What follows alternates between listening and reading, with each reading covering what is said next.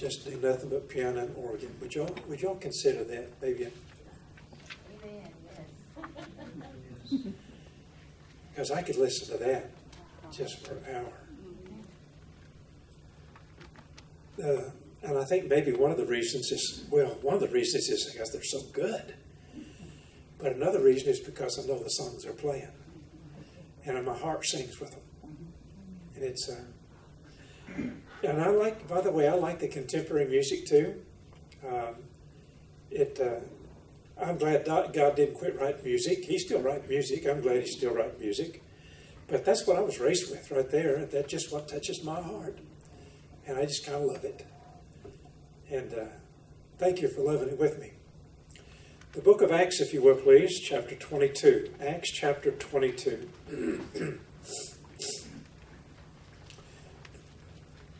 It would be kind of fun, I think, if there was a new book in the Bible and you could just take off on it and have some new material. It'd be fun, but it ain't ever going to happen because the Bible's full. From Genesis to Revelation, that's all there is. So I'm not going to tell you any new stories. There are not any. Just not. There's no new revelation. Not. This is it. So we just need to get really good at what we got. From Genesis to Revelation. And so what I have been doing here lately is picking out some characters in the Bible that teach us more of a lesson than just their story, their life history. And the Apostle Paul is one of those. He's quite a character. He is one of those guys that you would want on your side if you were going to go to a court of law. He is an attorney. He is studied up that way. I believe that if God hadn't called him on that road that day, he probably would have been a member of the Sanhedrin court.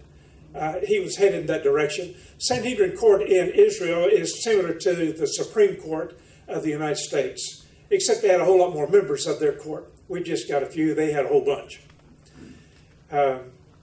So if you're wanting to argue any kind of point, it's the Apostle Paul that you want to get in front of you, and you would just sit beside him and say, yeah, what he said, because he's pretty sharp. So whenever it comes time for him to argue, and you'll hear him do that in the book of Galatians and Colossians, you'll hear him argue some different cases concerning law and grace. It's fun to listen to his argument as he puts those other attorneys, those members of the Sanhedrin court, in their proper place, and he does it quite well. But here he's defending himself, not in a court of law, but to some of those that are around him that maybe don't really believe there's a change in his life. So he is in front of a group of folks, and he's defending his ministry, his salvation, his ministry, and his lifestyle. So he says in verse 1, "Men, brethren, and fathers, hear ye my defense, which I make now unto you." And when they had heard that he spoke in the Hebrew tongue to them, they kept more quiet, and he saith, "I am verily a man who is a Jew, born in Tarsus, a city of Cilicia, yet brought up in this city at the feet of Gamaliel." Gamaliel was a member of the Sanhedrin court who was his teacher, and taught according to the perfect manner of the law of the fathers, and was zealous toward God, as ye are this day. And I persecuted this way unto the death, binding and delivering into prison both men and women, as also the high priest doth bear me witness, and all the council of the elders, from whom also I received letters unto the brethren, and went to Damascus to bring them who were there bound unto Jerusalem to be punished. Now you've got the story. Those guys that he's defending his life to right now are those ones that gave him orders, documents to go arrest Christians and bring them back, separate the families, and have some of them put to death. So he's telling them, this is me, okay? And you know it is, because you're the ones that gave me the orders. You're the ones that gave me the documents to go arrest those Christians. It came to pass that as I made my journey and was come near unto Damascus about noon, Suddenly there shone from heaven a great light round about me.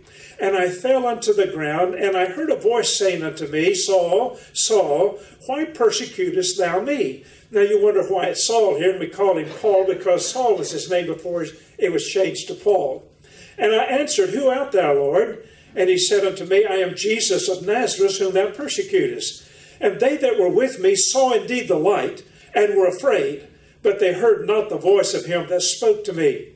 And I said, What shall I do, Lord? And the Lord said unto me, Arise, and go into Damascus, and there it shall be told thee of all things which are appointed for thee to do.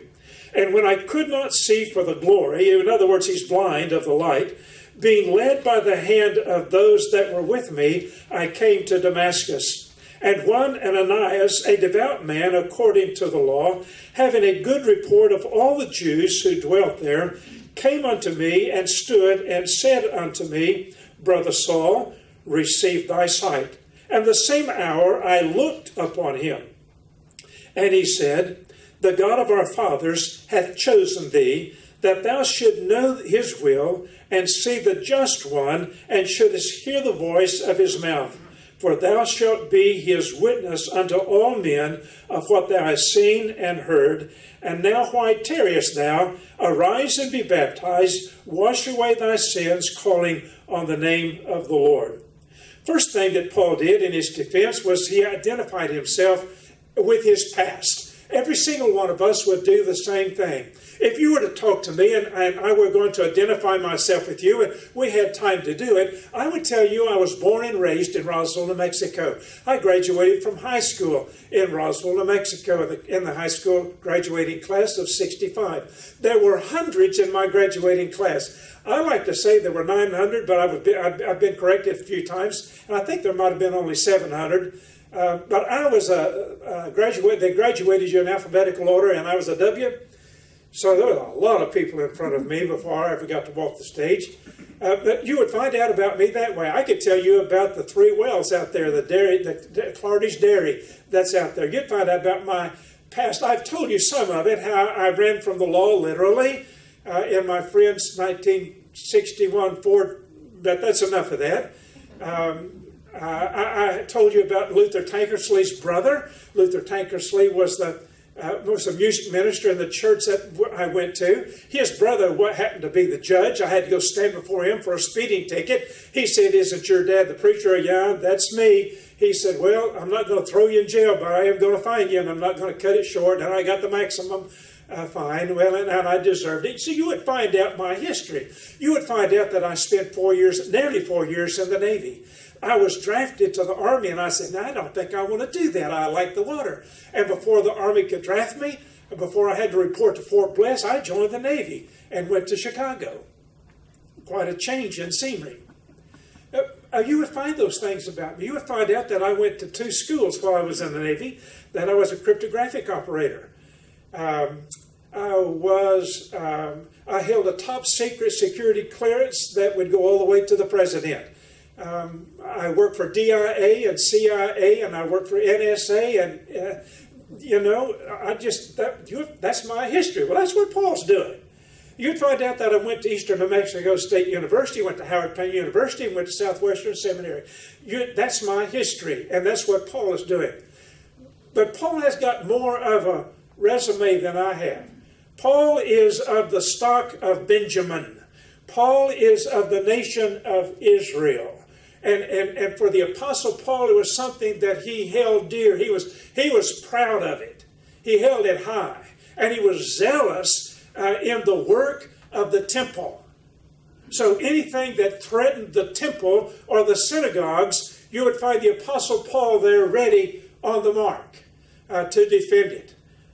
He was zealous toward God. It was not that he didn't believe in Jehovah God. He believed with all of his heart. He was zealous. And that means he was ready any moment to defend Jehovah God. He just didn't know about this Jesus Messiah. And he did not accept the Messiah. And he was doing everything he could to protect the house of Israel and Judaism against that new way that had come along that was causing such a stir among the populace. And so he would go arrest and bring them in and was guilty of murder. That's why Paul would say, I'm the chiefest of the sinners, is what Paul would say. And that's his past. A persecutor of Christians and a murderer. Verse 4, I persecuted this way unto the death. See that? It was a murderer. And you're going to tell me that God chose a murderer of his people, those followers of Yeshua, those followers of Jesus? God chose him? Well, listen, my friend, if God could choose him, you think he could choose me? He did. You think he chose you? He did. It don't matter your past, because God can take that and throw it as far as the east is to the west. Put a yardstick on that one. Never to hold it against you ever again will he bury it in the depths of the sea. Make you white as snow. Clean. And then set you on a path. That's what he did to Paul. And that's his defense. This is who I was. And this is what I am.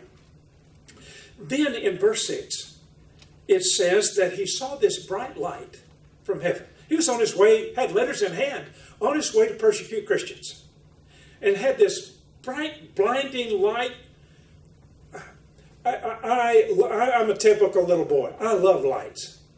I like fireworks. I like flashlights. You come to my house and walk in the back door, and right there there must be, how many, Hans? 6 or 7 flashlights of all different shapes and sizes. Some of them got batteries that work, some of them don't, but I've got this one. Got 2,500 lumens.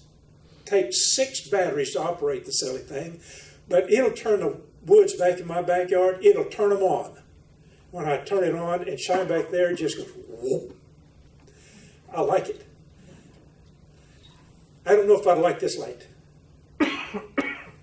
Because what this light did, and yet I've been in it, this light singled out Saul, that we now call the Apostle Paul. Singled him out, just whoop. And there he is. I mean, I can have a coon in the trees in my backyard, and I can hit him with that light, and I'd only just see the lights, the eyes glowing back at me. I see the whole creature. I don't see a reflection of the shadows. It lights up like daylight. This light that came down from heaven and shone around the Apostle Paul just illuminated him. Whoom! There's no getting away from it. And it was so bright, it blinded him.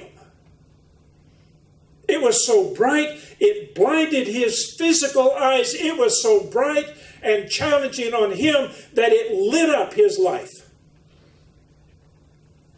And he began to see some things.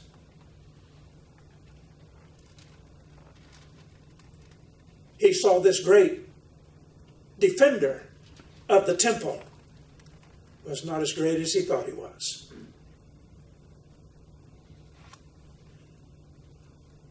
Blinded physically, but eyes opened spiritually. And he saw that he was prejudiced against a whole group of Jews and some Gentiles who were following this new way.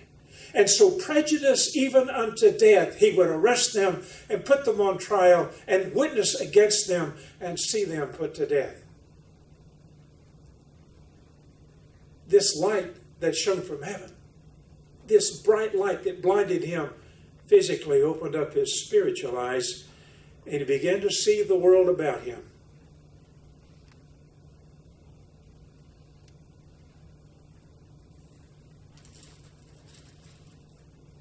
Romans chapter 1, verse 14 is the verse. Let me read it to you.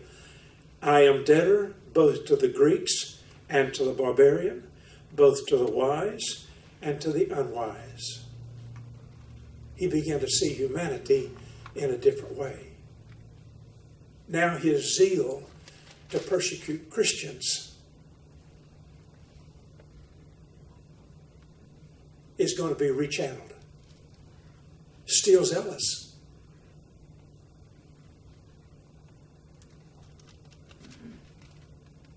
Verse 7. I fell to the ground. I heard a voice. I heard a voice. Called my name. Saul, Saul.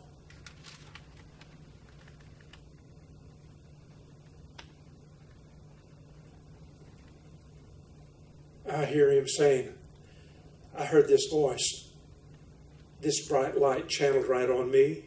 Nobody else. Just me.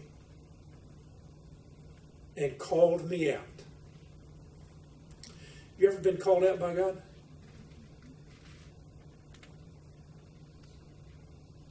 It's an awesome thing. It's an awesome thing.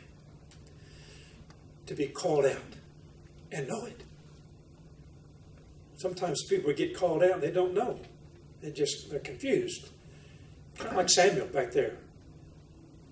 When the Lord called him out, he didn't know what it was. He thought it was a wheel line there calling. Getting called out by God's an awesome thing. When he calls you by name, Elmer.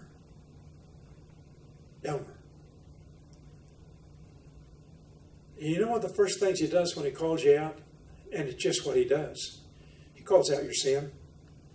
That's what he did to Paul. Saul, Saul, why persecutest thou me? Called out of sin. How come you got those letters and you're going to go arrest people that are believers in me?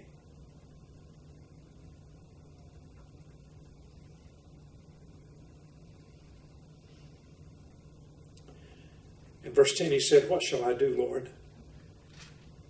And God gave him a commission. Just a simple one. It wasn't go evangelize the whole world. It was not go evangelize Damascus. It wasn't go back to Tarsus and evangelize Tarsus. It's just take the man by the hand and he's going to lead you into Damascus. Just simple. Something that he could do. I mean, he was blind, but there were people there that were going to lead him by the hand.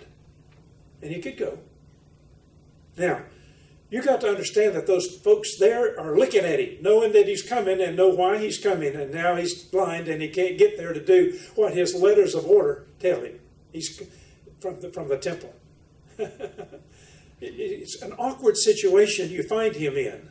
And sometimes you will find yourself, too, in an awkward situation. When God calls you out, calls your sin out so that you have to say, okay, Lord, I'm agreeing with you. Now, what do you want me to do? When that happens, you might find yourself in an awkward situation. You might find yourself in a crowd of people that you have told the smutty jokes with, or that you've laughed at those smutty jokes with. You might find yourself in a crowd that's hostile to Christianity. You see, whenever you get called out, you're going to get called out right where you are. It's not going to send you to seminary and give you 4 years of preparation to come back and give a witness to somebody that you know. It's going to happen like this when he calls you out. But before you get there, you're going to have to say, Lord, okay, you got me. And I need to repent of sin right here, Lord. Now what do you want me to do? That's what he did. And he received a commission. Now, I want you to follow that guy right there and go to Damascus. Pretty simple. Complicated, because he had letters in his hand to persecute the people he was going to go see now. And you know how they felt about it? Don't want nothing to do with that guy. But God paved the way for him.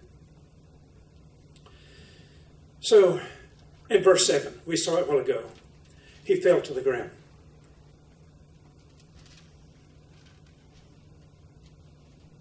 And when he did that, he kind of fell away from this exalted opinion that he had of himself. You want to see it?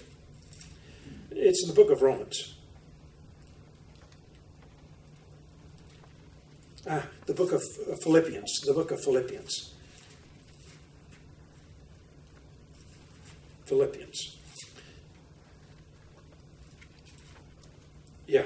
Philippians chapter 3. Here's his resume.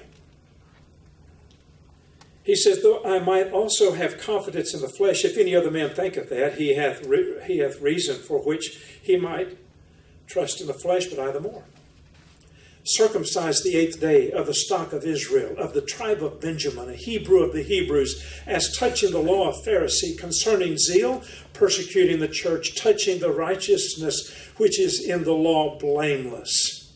But what things were gain to me, those I counted loss for Christ.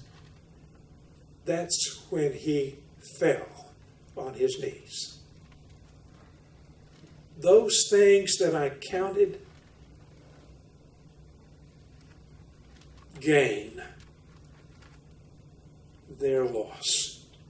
So he says, yea, doubtless I count all things but loss for the excellency of the knowledge of Christ Jesus my Lord, for whom I have suffered the loss of all things, and do count them but refuse, that I may win Christ.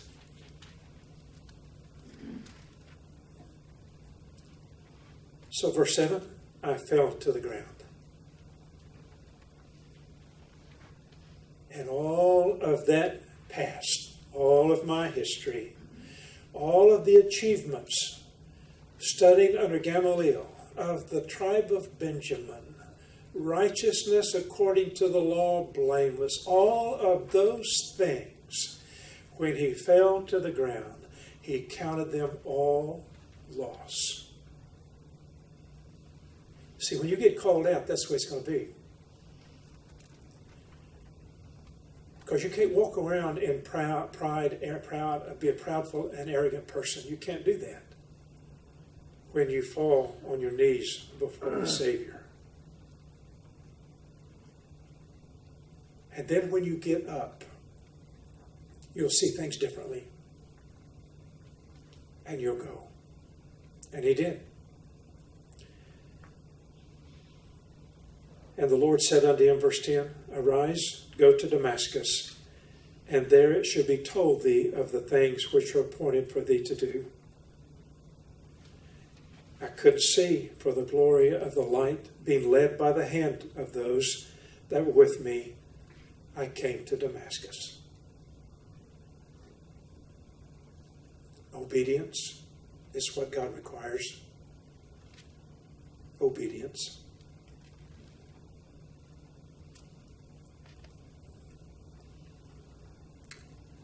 And it will be told thee. So he had to go listen to a preacher. And he did. And the preacher gave him the word of the Lord. And he believed. And he showed that belief by a public display of baptism.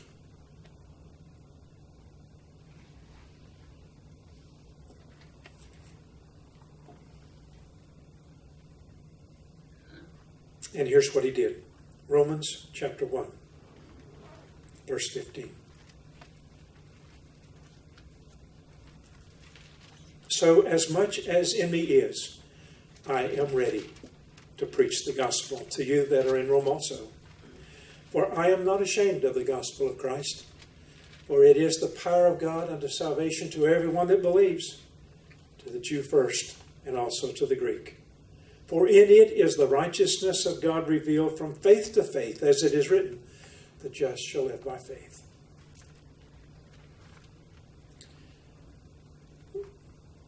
Well, there's not anything special about Paul except that he fell on his face and he believed, and he did what God called him to do. And we agreed